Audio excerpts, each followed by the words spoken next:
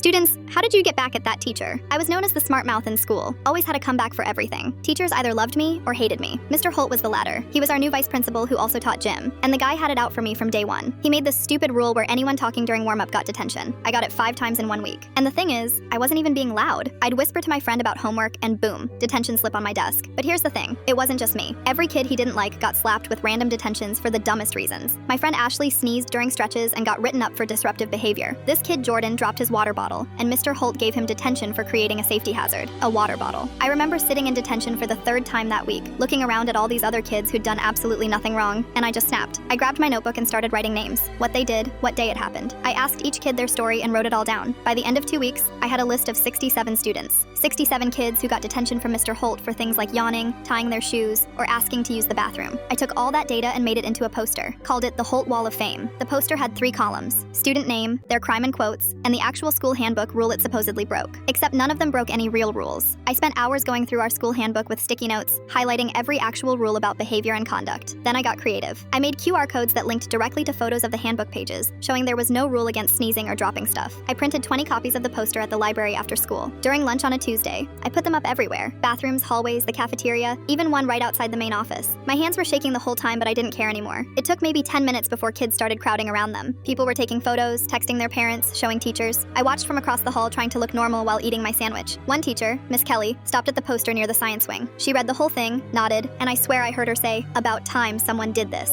Parents started calling the school that same afternoon. The office phone didn't stop ringing. I could hear the secretaries trying to calm people down through the door. By the end of the day, 3 of my posters were gone, but kids had already shared photos everywhere. The next morning, Mr. Holt stormed into homeroom. His face was red and he was breathing hard. He looked right at me and yelled, "You think you're so smart, don't you? Making your little posters, stirring everyone up." The whole class went silent. I just sat there, calm as anything, and said, "All of it's true though, sir. Want to go through the list together?" He opened his mouth, but nothing came out. He just pointed at me, then walked out and slammed the door. By lunch, word got around that Mr. Holt was put on leave. Just like that, gone. There was going to be an investigation into his discipline methods. The principal called me to the office and I thought I was done for, but she just asked if everything on my poster was accurate. I said yes and showed her my notebook with all my notes and dates. She looked through it, closed the notebook, and told me to go back to class. That was it. No punishment, nothing. Mr. Holt never came back. They moved him to some district office job where he didn't deal with students anymore. I kept my notebook as proof just in case, but nobody ever asked about it again.